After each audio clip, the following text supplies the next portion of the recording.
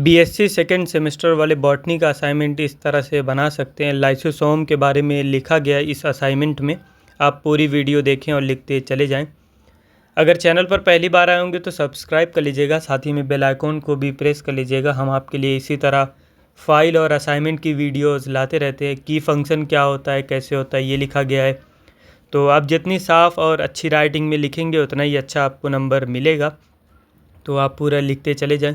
Assignment कम से कम 5 page हो और ज़्यादा से ज़्यादा 10 पेज का होना चाहिए, तभी आपको अच्छा नंबर मिलता है। तो वीडियो में आप लास्ट तक बने रहें और पूरा वीडियो देख के लिखते चले जाएं।